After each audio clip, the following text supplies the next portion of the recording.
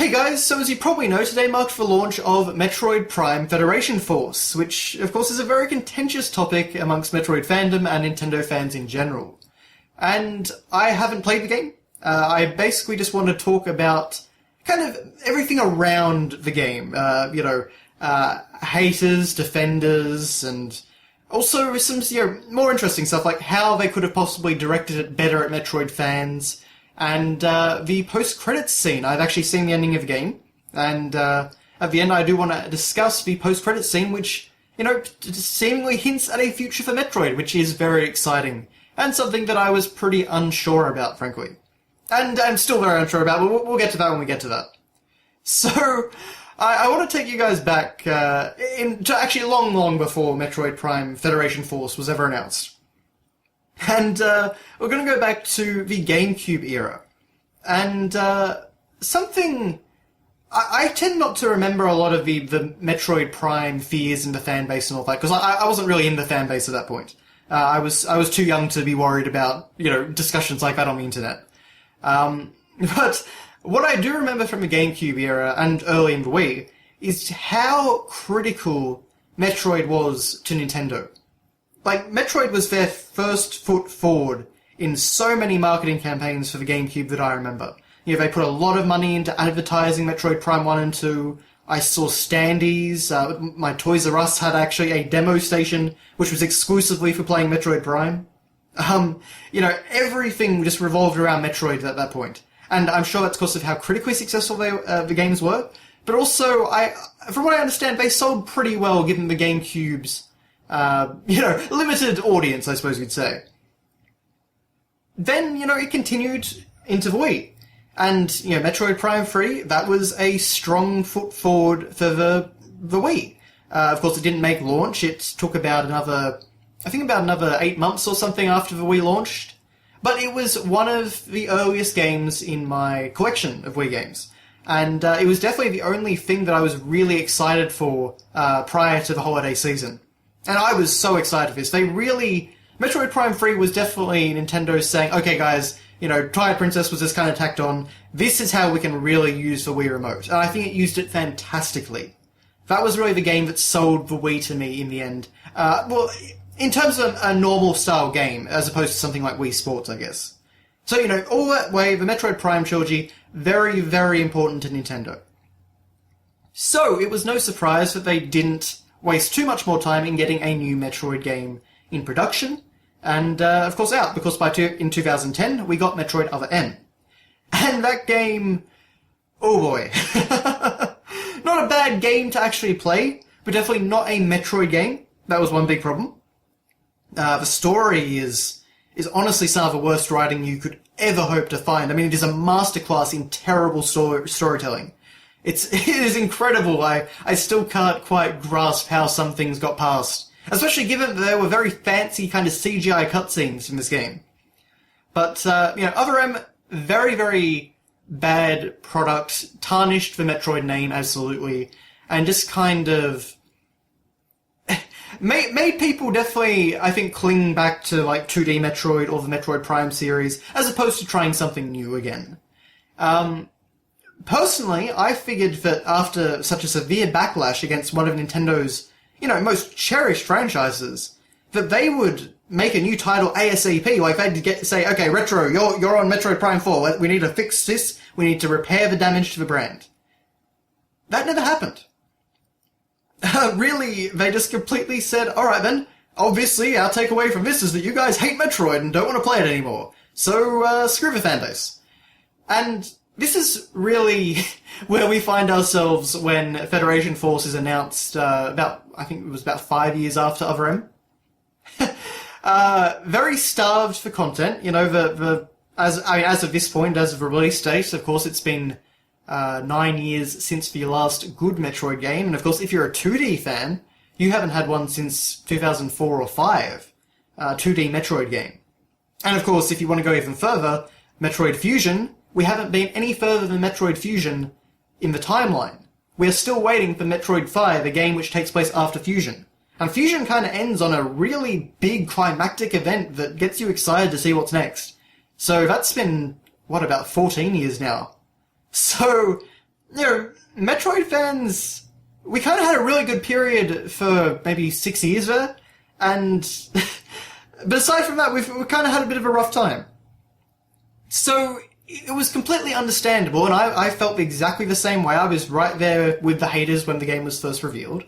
Well, actually, no, I'll take a step back, because at last year's E3, Nintendo had a World Championship event, and they showed off a game called Blastpool, which kind of looked like a downloadable eShop game. And it looked fun, it was just kind of a fun little addition, but there was no mention of Metroid. And then in the Nintendo Direct the next day, they sprung it on us that, oh, wait, this is the new Metroid game, Metroid Prime Blastpool and Metroid Prime Federation Force. And it was not a good trailer. It did not look good. It did not really say Metroid in any way, shape, or form. And yeah, it was something that really I just thought, okay, they've slapped the Metroid name onto it. This is just going to be a silly little spin-off. It's made by Next Level Games, so it'll probably be good, or at least solid, but it won't be a Metroid game. Okay, whatever. But then after that, I expected them to transition into the announcement of a new Metroid game for Wii U. And I figured this would be the side companion game. They never did that, of course. Last year was a very, very bad E3. For Nintendo, I should say. So, that kind of was what really disappointed me. And further to that, there were interviews then where, Nintendo people were asked point blank, is there a Metroid game in development? Does the series, have an immediate future beyond this game? And basically they just bluntly said, no, there's nothing in development. Hopefully something will happen in the next several years. Really, it just seemed like Nintendo was just not interested in Metroid. And so, that, for me, was what made me feel really angry about Federation Force. Not the fact that it exists, or the fact that it was a spin-off, or the fact that it just kind of didn't look like a Metroid game, and potentially, may not be very good, or may just be kind of a slapdash spin-off, or tie-in. It was the fact that they didn't have anything else in production, that Metroid was just not a priority anymore, other M, because they made a bad game, and consequently people said that it was a bad game. Nintendo decided, okay, maybe this isn't in our interest anymore. That was what really aggravated me. And I was not one of the people that was, spewing bile and things. I wrote a sort of very formal letter to Nintendo, basically just saying, please, please, please, we want a Metroid game. Federation Force doesn't look very good. The brand needs a lot of repair work and things like that. But the main point of what I wrote to them was basically, please, if this game doesn't perform well, don't see this as representing a lack of interest in the Metroid franchise. And, that was always my big concern. Now, I think the hatred towards this game will definitely affect its sales, but I have seen a number of positive reviews, so that will definitely help. It still carries the Metroid title. It's on 3DS, which of course is a very popular platform. It's a multiplayer game, so amongst certain groups of people, like the ones that enjoy Triforce Heroes for Zelda, I imagine that will be kind of an interesting game. That would be a fun time. And, I kind of hope that, even though I don't like this game, just in terms of concept for Metroid, I also don't want them to get the message that people just aren't interested in Metroid. It's frustrating to me how Nintendo just does not listen at all to their fans. The response to Paper Mario Sticker Star was, very, very strong. Probably, not quite as strong as Federation Force, but very, very staunch and almost universal from most people. There were good elements to Sticker Star, but all the things that they took out, compared to the previous Paper Mario games, were just kind of, they were met with a very strong negative response from the fan base and the player base. Nintendo paid no attention to that. And that's the reason that, then their announcement of Paper Mario Color Splash was such another kick in the pants. Of course, it was just another case of Nintendo, listen to your fans. I mean, don't listen too much, but at least get a general idea of what people would be interested in purchasing.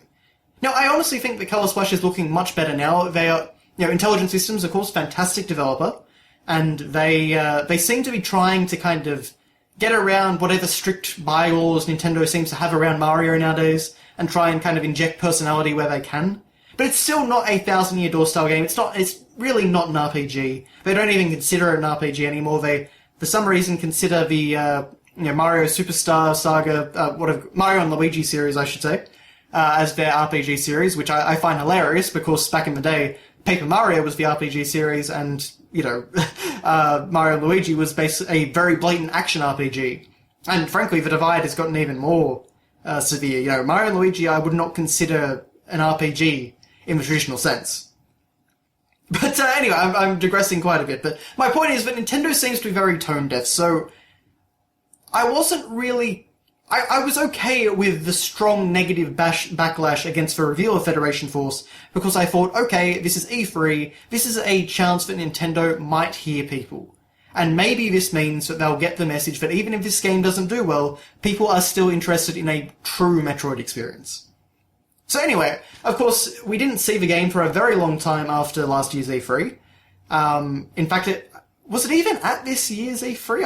I must have missed it at the Treehouse if it was. That was kind of surprising to me that they weren't pushing it harder at E3. But I think there was a Nintendo Direct where they also re-showed it, and of course they did the usual developer thing or publisher thing I should really say, in which it's, so guys, we get that you didn't really understand Federation Force when it was first revealed.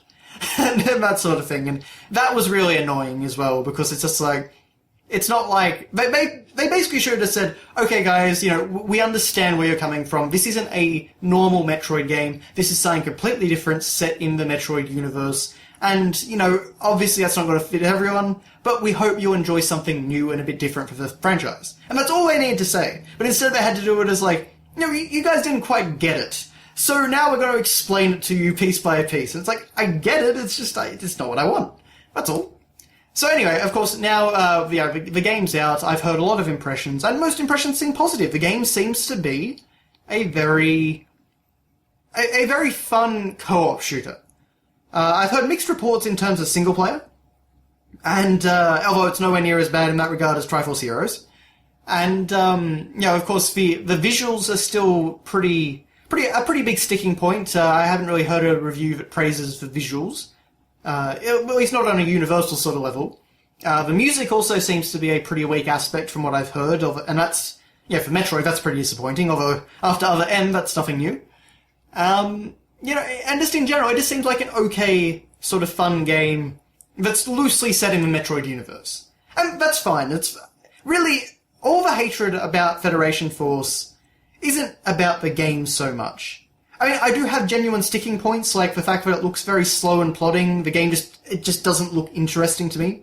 I really actually wanted to like it. I really wanted to kind of be surprised when it finally came out and, go and have like a pleasant new Metroid experience. But it's just not that. It's not made for me. I really dislike the aesthetic of the game. Not just on like a, sort of artistic, I don't appreciate that art style, but on a sort of more visceral, it looks unpleasant to me. There are a few sort of areas I've seen which look nice, but on the whole, I haven't really found any sort of appreciation for the visuals. They just kind of seem very antagonistic to the universe that they're supposed to be representing. And that's one thing that does really confuse me about the game, because Metroid Prime Hunters, of course, on the DS, looks like a Metroid Prime game. It is still an amazing looking game for the DS. Like, it still blows me away how well they managed to capture the Metroid Prime aesthetic. And everything in that game was proportionate. So Samus was the same proportions as Samus in Metroid Prime. And people and monsters and things like that, and doors, etc.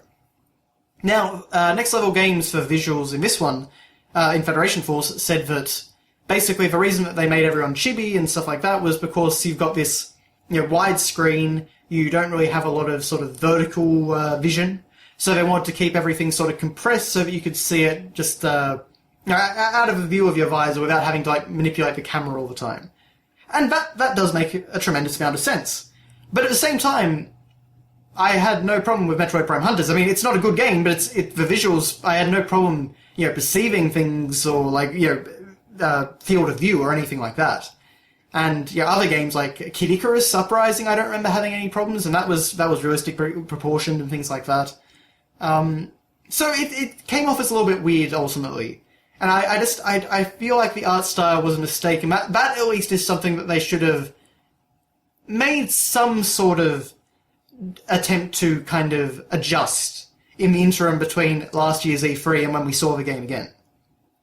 But anyway, so the game, as for the game itself, I hope it sells well, just to kind of tell Nintendo that, not just to make sure that Nintendo doesn't give up on Metroid. But it's not a game for me, and I'm not going to be buying it just for that reason. Not for any sort of, I hate it, it doesn't look enjoyable to me. It's not for me. It's for people who have friends with 3DSs and want to play co-op shooters on them.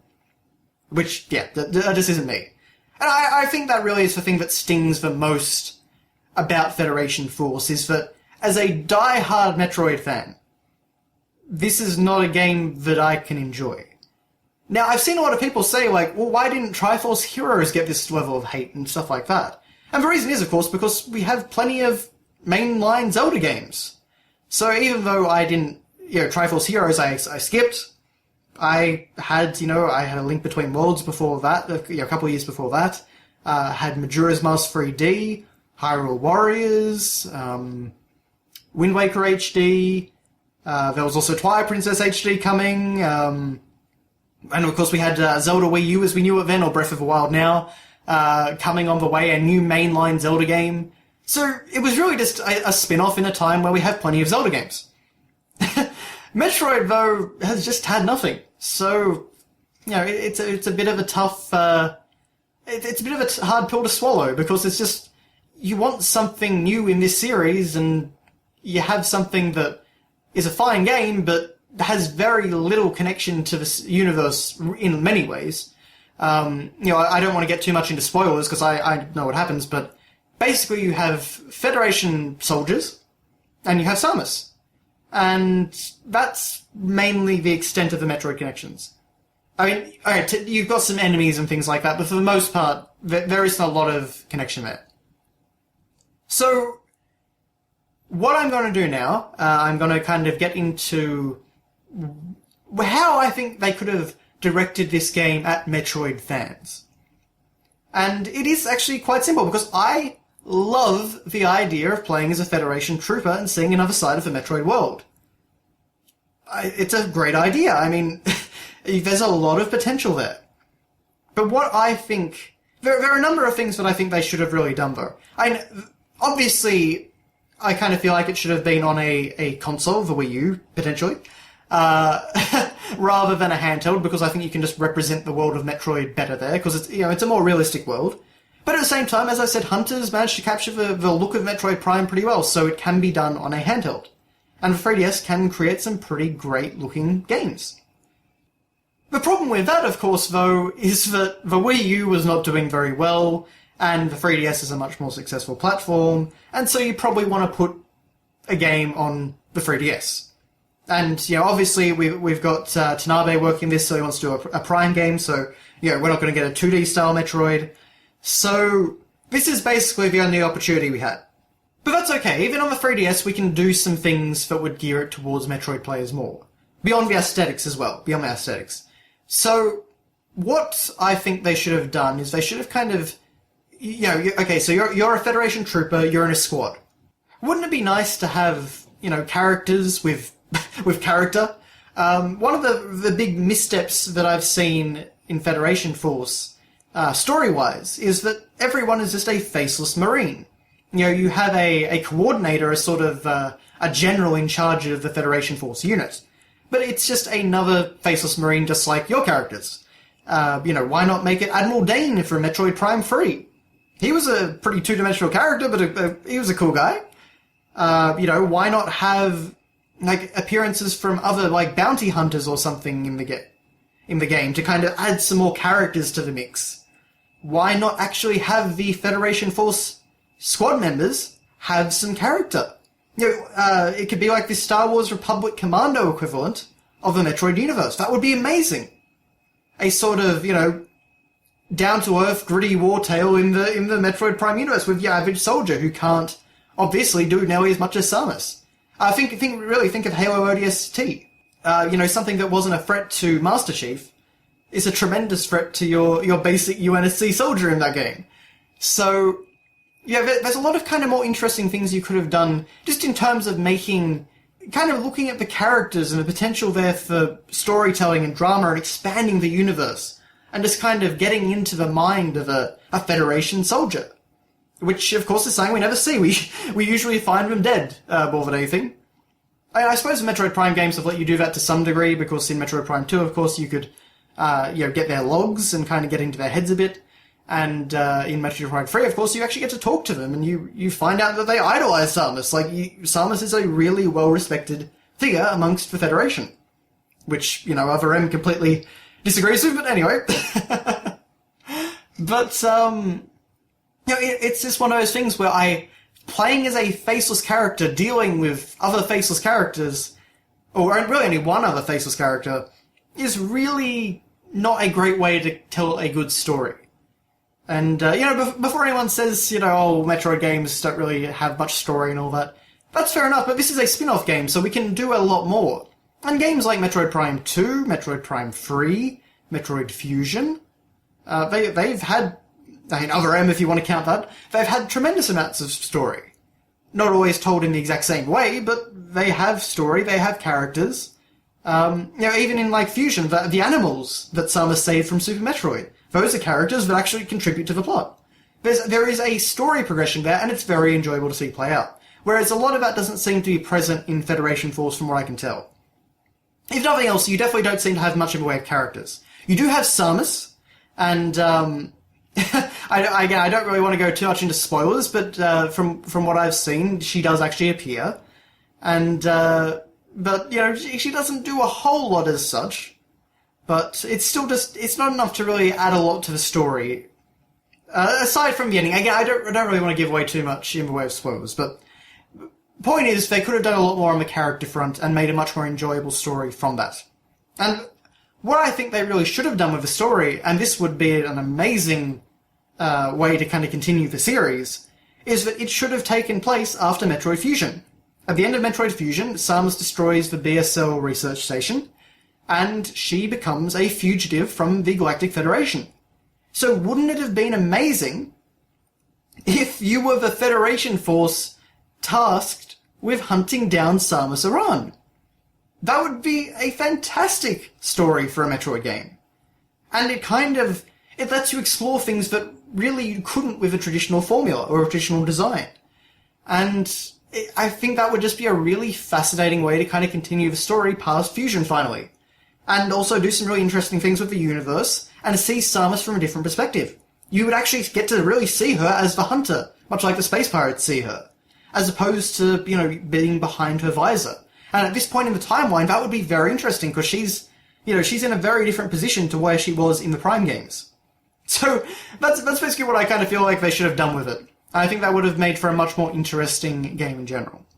But anyway, that's how I feel like they could have done a better job at targeting it towards Metroid fans, because that's something that I think all of us can really get excited about. But anyway, aside from that, there's actually something I did forget to mention earlier.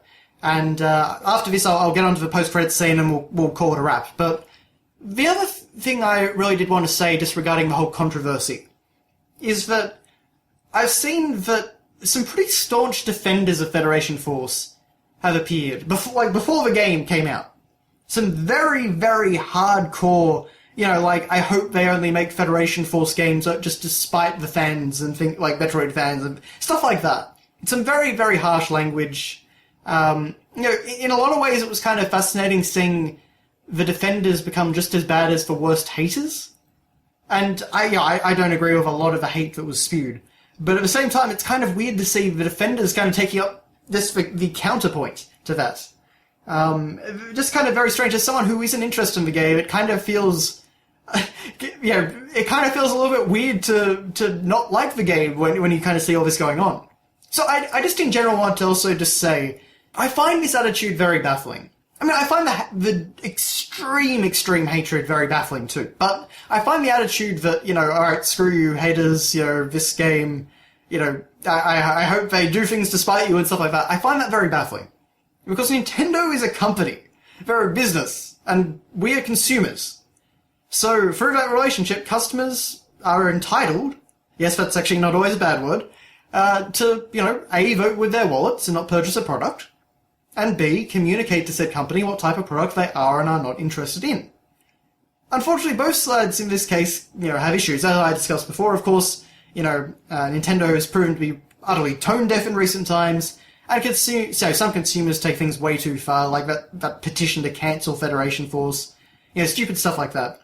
So it basically just means that we can't have an open dialogue about any particular series. And I put more of the blame on that on Nintendo, because they don't really ever try to have an open dialogue with fans. And I think that's kind of what does tend to lead to the extreme hatred. I mean, you're always going to have lunatics that kind of just go too far. But at the same time, you could also have an intelligent, open dialogue about what people want to see. So, it's just one of those things where I don't really understand. I don't understand the extreme hatred to such a ridiculous degree, but I also don't understand the extreme defenders that feel like they have to attack everyone that isn't interested in Federation Force. There are some very legitimate reasons that people like myself wouldn't be interested in Federation Force, so, it's okay. We don't have to, spit bile at each other or anything like that. Because it's much too late for that now, really. But, it's just one of those things I kind of just wanted to give my 2 cents about, because I find it very weird on both sides. You don't need to defend. It's just a product. It may be a product that I feel very strongly about and care a lot about. But in the end, Nintendo's a business. That's fine. You don't have to defend that as such. And if you're a fan, you don't have to accept every single product that company puts out. So that's all I really want to say about that. So without further ado, then let's finally get on to the main thing, the post-credits scene. And this was a juicy morsel that I was not sure we were going to get. So even though the game's story doesn't really amount to much from anything that I've seen, it doesn't really add a lot of lore or anything like that, there is a post-credits scene, so spoilers of course, which features a returning character from, for some reason, Metroid Prime Hunters on the Nintendo DS, and that character is Psylocke. And for some reason, Tanabe seems to have a thing for Psylocke. He seems to really like that character, despite the character getting absolutely no development in Hunters. All we know from the manual and stuff is that he hates the Federation, and he hates Samus. We don't know... I mean, technically, we don't actually know his gender. We don't know his species. I think Tanabe's actually spoken about him as a he, so that's kind of why I say he, but... the only thing we do know, of course, is that his ship was the ship that was tailing Samus in the secret ending of Metroid Prime 3.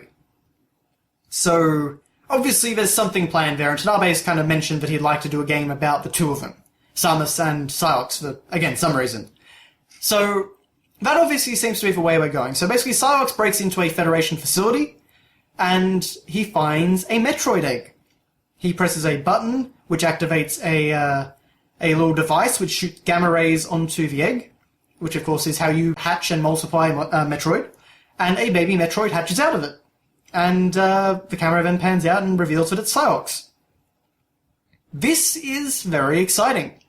And it's got a lot of potential, because, for one thing, I guess, it hints that there is going to be more Metroid, which is something I still feel like I'm on very shaky ground with. To be fair, of course, I would have thought we would have gotten a Metroid Prime 4 after the secret ending to Metroid Prime 3. That never happened. Here we are 9 years later. So, you never know how this stuff really turns out. But obviously, Psylocke has some sort of plan with the Metroids. But far more interesting than that is that the Federation, in a pre-Metroid 2 world, because this is still, Prime era, has a Metroid egg under observation in some sort of top-secret laboratory. Now, the reason this is interesting, of course, is that in Fusion, we learned that, Other M technically as well, but let's just ignore Other M, okay? Because I have a feeling that Nintendo will ignore Other M as well. So, Let's just assume that this is going to link to Fusion. Because in Fusion, of course, the Federation are trying to create a Metroid breeding program. They're trying to create an army of Metroids that they can control and use against their enemies. And, so of course, Samus stumbles upon this and has very strong feelings about it, let's just say. But obviously this hints at that, and this might be finally the point where maybe the Prime series and the mainline series actually do kind of intersect, and we get a sort of a prelude to the events of Metroid Fusion, which would be very, very cool. If done right, of course, if done right, that's the main thing. But the other thing, of course, is that what does Silex want with a Metroid? And as I said, the only thing we really know about him is that he hates the Galactic Federation, and he hates Samus for helping the Galactic Federation. So, I don't know, maybe he's the main antagonist of Metroid Prime 4. Maybe he's, trying to unleash a new army of Metroids. Maybe we're actually kind of going really classic, and he's going to readapt Mother Brain's plan. Or maybe he's just kind of being a bounty hunter, and, someone's paying him to bring a Metroid. There's kind of a few interesting ways we could go there. But, it's nice to have something, some little morsel of something to speculate on for the future of Metroid. I'm really hopeful about this. It was a cool tease, and, hopefully it actually does lead to something and won't just be, one of those things that never actually got a follow-up, was never really explained or dealt with. I imagine a missing Metroid would be a rather big thing for the Federation.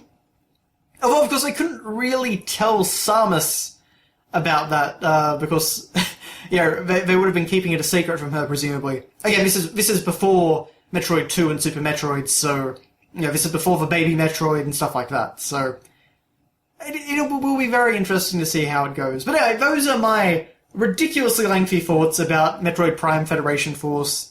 I really just kind of wanted to talk about the game and get a few things off my chest, because, again, a new Metroid game coming out that I have zero interest in and it just isn't for me, it kind of doesn't feel nice to be in that position. I really want to like every Metroid game. I want to be excited about every Metroid game. But, yeah, just in this case, just not feeling it. Just not for me. But if you have picked up Federation Force, I sincerely hope you enjoy it. But I think I will call that a discussion. So thank you very much for watching, guys, and I will see you next time.